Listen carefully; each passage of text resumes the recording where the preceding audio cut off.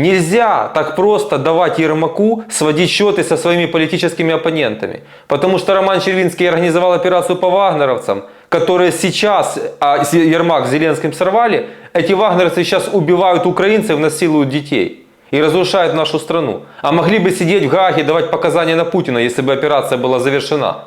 Ее сорвали.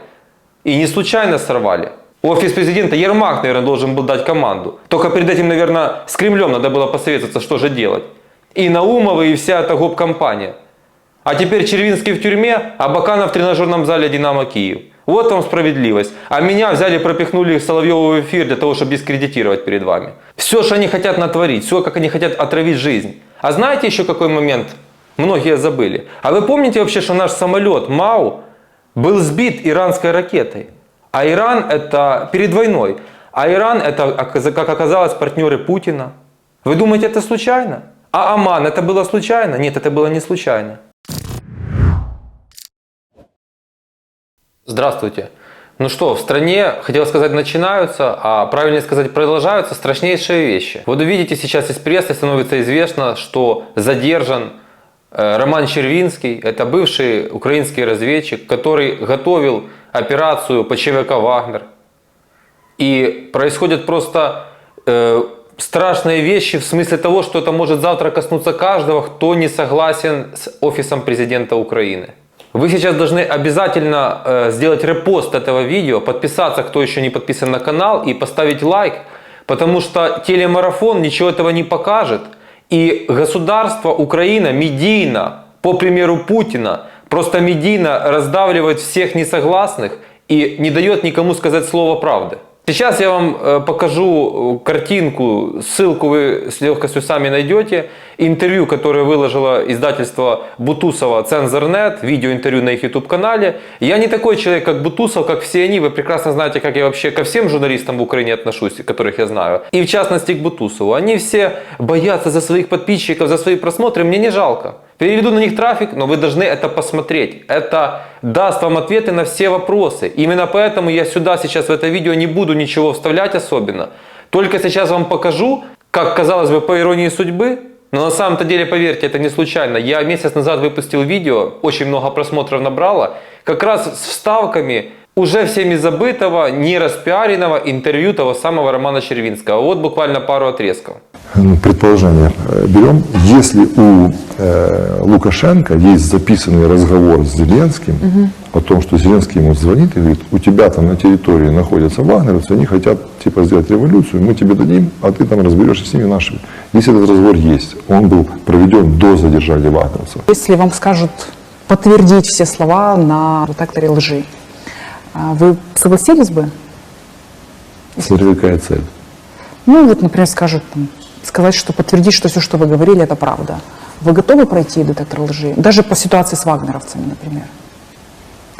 Я это сказал следователю в ДБР. Что все, что я ему сказал, я хотел подтвердить. На программе, если напротив меня будет сидеть Ермак. А теперь этот человек арестован. Ему пытаются пришить дело о том, что он провалил спецоперацию, из-за него погибли люди и разбомбили в Кировоградской области, как я понимаю, аэродром. Но в этом интервью цензору он все доступно изложил.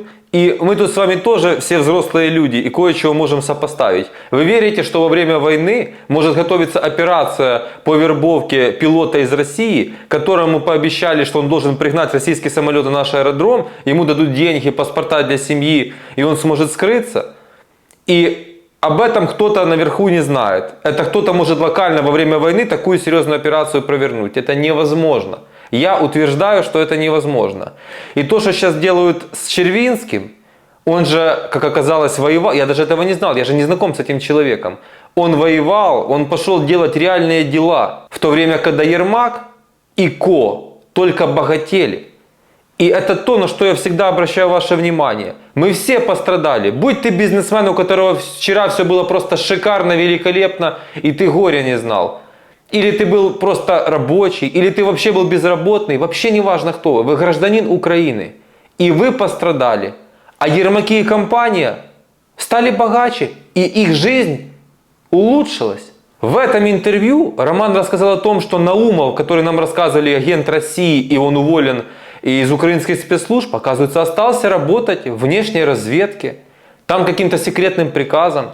В 15-й месяц войны идет. Но что мне, знаете, особо приятно, я повторяюсь, я не знаком с Романом Червинским. И да, пользуясь случаем, тем, кто в его команде, которую он организовал для сопротивления с Россией, после этого ареста, я любому из вас, вы можете узнать мой сигнал, WhatsApp, электронная почта открыта за 5 минут, готов предоставить площадку, записать подкаст, если вам есть что сказать, welcome. Если Роману каким-то чудом удастся выйти, тоже welcome, пожалуйста, я с удовольствием побеседую, поговорить есть о чем. Народ Украины должен знать правду, что происходит у нас в стране. Все теперь получается так, что нам и Путин не надо. Нас внутри свои, так называемые, хотя они как раз и есть чужие, уничтожить хотят. И отдельная просьба еще одна. Сделайте репост этого видео. У Романа Червинского 3 малолетних детей. Нельзя так просто давать Ермаку сводить счеты со своими политическими оппонентами. Потому что Роман Червинский организовал операцию по вагнеровцам, которые сейчас, Ермак с Зеленским сорвали. Эти вагнеровцы сейчас убивают украинцев, насилуют детей. И разрушают нашу страну. А могли бы сидеть в Гааге, давать показания на Путина, если бы операция была завершена. Ее сорвали. И не случайно сорвали. Так вот, мне приятно, что Роман, по сути, сказал все то, что я всегда вам рассказывал на своем канале, еще будучи в Киеве. Про Буданова я вам когда сказал, что этот чудак занимается пиаром и просто не глава разведки, а какой-то клоун. Что глава разведки не раздает интервью налево-направо, его кабинет не проходной двор, и эскортницам он ордена не вручает. Это цирк, просто цирк, дешевое шапито. Вот разведчик, профессионал с 30-летним опытом вам говорит все моими словами. Или я его, можете сказать, но поскольку мы были не знакомы, получается как бы первый вариант. Вот что особо приятное. Я вас ни в чем не обманул, я нигде не заблуждался, я вам подал абсолютно корректную информацию, при том, что я не разведчик. И еще раз к вам обращаюсь, планируйте жизнь, не исходя из заявлений Подоляка и Буданова. Смотрите нормальные источники информации, сопоставляйте. Потому что очень много людей погибло, потому что верили офису президента Украины. Я вам повторяю, что Зеленский вам рассказывал шашлыки за пару месяцев до войны. Получилось чуть-чуть иначе, за месяц до войны, если быть точным. И если я до этого говорил, что Зеленский должен закончить войну, уйти там куда-то в Голливуд сниматься, он должен закончить войну. Не надо никаких сбрасываний Зеленского, вот этих дурных разговоров про импичмент. Во-первых, это фантастика, во-вторых, это не надо.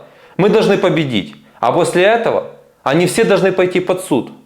И будут свидетельства и свидетели, если всех, а всех не поубивают, а именно они сейчас чем заняты, они даже фронт используют для того, чтобы убивать своих оппонентов.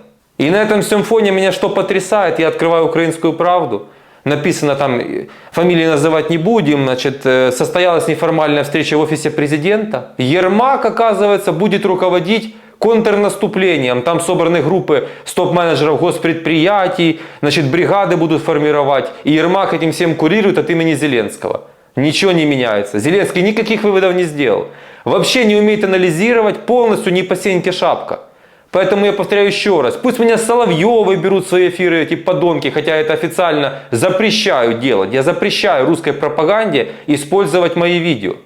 Потому что это наши внутренние дела, и мы с этим должны разбираться. Вы со своим хламом разбирайтесь. Где вы в каком говне живете, кто вами руководит. Я хочу сказать, что Зеленский будет отвечать за все то, что он натворил.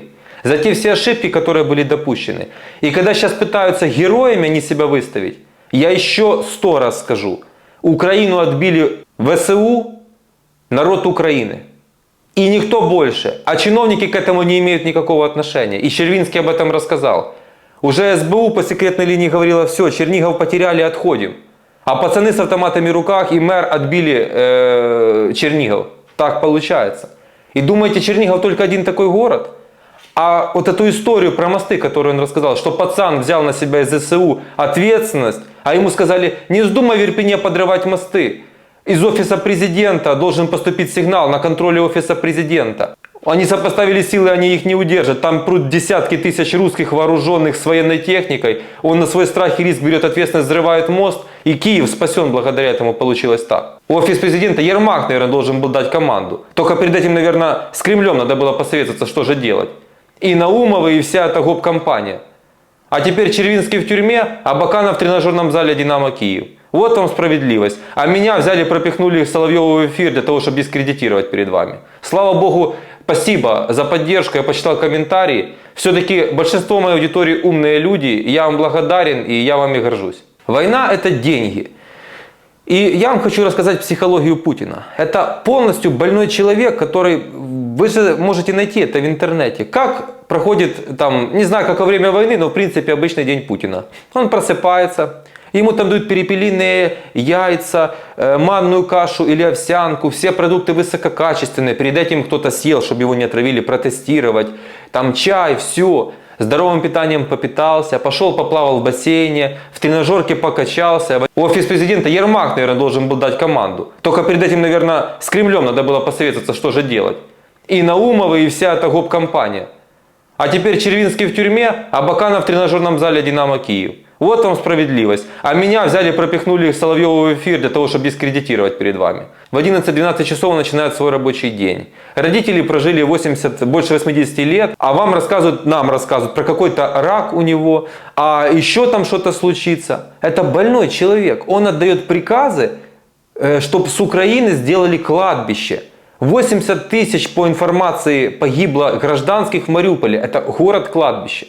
Я не буду в сотый раз про Бучу и Ирпень рассказывать. Вы понимаете вообще, этот человек смотрит на себя в зеркало, ведь он же как-то бреется, он же смотрит на себя в зеркало, и у него нет никакой мысли о том, что я вообще делаю. Только деньги, власть, решение своих больных амбиций. И что я вижу сейчас в офисе президента Украины? Просто самолюбование. И Зеленский ведь что делает? Он хочет победы, конечно, он хочет победы. Но он хочет остаться главным героем и архитектором этой победы. И уже население, которому на уши намотали информационную мивину, в принципе не против это отдать ему. Владимир Александрович наша суперзвезда. В Америке его здесь звездой преподносят. Пройдет время, все раскроется. Я для этого все сделаю. Он никакая для меня и для большинства из вас не звезда. Все сделал народ Украины. И правильно Червинский сказал, оружие давали не Зеленскому и дают не Зеленскому. И его дают нашим военным, а гуманитарную помощь дают нашим людям. Ту гуманитарную помощь, которую разворовали те, кого назначает Зеленский и продолжает назначать. Вот что на самом деле происходит. Они Трампа всеми силами дискредитируют, потому что Трамп проведет аудит, и они понимают, они уже ничего не получат. Просто мы с вами в этой ситуации будем... жертвами мы не будем, я не хочу нагнетать ничего. Просто война это страшно. И ваш день должен начинаться не с новостей, с фронта. Мы должны все жить нормальной жизнью.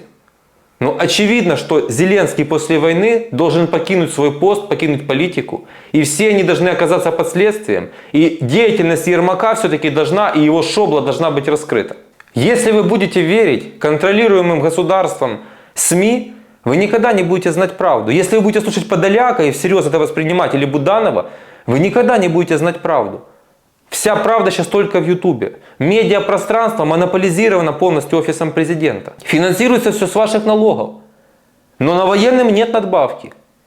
Но надо делать мобилизацию, потому что добровольцам не хотят платить много. А если бы дали зарплату $3000, не надо никакая мобилизация. Добровольцы в километровой очереди бы стояли. Все решается рыночными методами, даже во время войны. Зачем? Нет. Не надо. Надо ставить завышенные цели, на которые у нас, к сожалению, нет ресурсов. Надо вас обманывать, рассказывать вам, что победа там какая-то. Зеленский, наверное, готов при поддержке Запада еще и 10 лет воевать. Ему главное итог. Аплодисменты. Зеленский победил, Зеленский закончил войну. Но наша с вами жизнь ограничена. И большинство из нас, слава богу, такими больными мантрами не живут. Все хотят жить просто нормальной жизнью и проживать свою жизнь. И мы все оказались в лапах вот этих ублюдков, которые пришли к власти. И я сейчас хочу подчеркнуть, порохоботы, не радуйтесь, потому что перед этим был такой же ублюдок. Просто сейчас это случайный человек, который для меня не равно Украина. Зеленский для меня не равно Украина. Случайно оказался у власти. Как быстро оказался, так быстро и уйдет. Я еще раз призываю вас посмотреть полностью интервью Червинского. Я просто не имею права переопубликовать полностью. Это авторский контент Бутусова и Цензор.нет. Посмотрите это, перешлите всем друзьям. И мое видео перешлите всем друзьям, потому что вы посмотрите на мои видео про Ермака, они набирают по 500 000 просмотров. Людям это интересно, люди должны это знать. А впереди у меня такие материалы и такие данные про Ермака и про его деяния. Я уже анонсировал, будет интересно всем мировым спецслужбам. и всем независимым журналистам в мире. Этот человек должен быть выведен на чистую воду. Война, не война. Президент Зеленский пусть заканчивает войну. Это глава офиса президента. А он что делает? Он нам выставляет, что он пленными занимается. Опять-таки ссылаюсь на Червинского. Ермак выставляет в телеграм-канале, какой он герой пленных освобождает. А кого меняют на пленных наших? Русских пленных. А кто их захватывает в плен? Пацаны из ЗСУ, которые жизнью рискуют. Не Ермак рискует жизнью. И даже не я. В ВСУ пацаны рискуют жизнью. Кто-то за рулем везет этих людей в точку обмена. Как-то это все происходит. Командиры договариваются. А погоны и лавры Ермаку. И Зеленский большой герой. И они приватизируют эту победу. Посмотрите, во всяком случае будет попытка. Мы победим. И они себе захотят приватизировать все. И об народ вытрут ноги. Они уже вытирают ноги. Гетманцев вводит в МНДС, возвращает на топливо. Ублюдки-эксперты, ручные офиса президента рассказывают, да нет, на продуктах, на ценах на продукты никак не скажется, они не подорожают. А эксперты топливного рынка говорят, бензин будет плюс 10 гривен, газ плюс 3,5 гривны. А у кого есть мозги, тут понимают, что во главе угла любой услуги, любого товара логистика, а логистика привязана к цене энергоресурсов, вот, о которых я сейчас сказал. Дорожает цена энергоресурсов, дорожает стоимость логистики, дорожает все, весь рынок дорожает, все продукты, все услуги. Вот так государство Украины относится к народу-герою украинскому. Понимаете? Вот у них какие учителя, Путин, Лукашенко их учителя. И Украина для них инструмент для реализации своих больных фантазий. Это даже самореализация не назову. Это просто тщеславие, самолюбование и большие бабки. Вот это все, что их интересует. Еще раз попрошу вас, подпишитесь на мой канал, поставьте лайк, колокольчик, сделайте обязательно репост. И я жду вас. И в воскресенье стрим будет. И ничего у них не получится меня сбить. И будет много интересных видео. Мы поговорим о свободе слова, о предложении дегенеративного депутата от Зеленского Мазурашу, которого я лично знаю уже лет 15. Понимаете? Все, что они хотят натворить, все, как они хотят отравить жизнь. А знаете еще какой момент? Многие забыли. А вы помните вообще, что наш самолет МАУ был сбит иранской ракетой? А Иран это перед войной. А Иран это, как оказалось, партнеры Путина. Вы думаете, это случайно? А Оман это было случайно? Нет, это было не случайно. Вот об этом мы с вами очень много будем говорить. Спасибо, что досмотрели это видео до конца. Пока.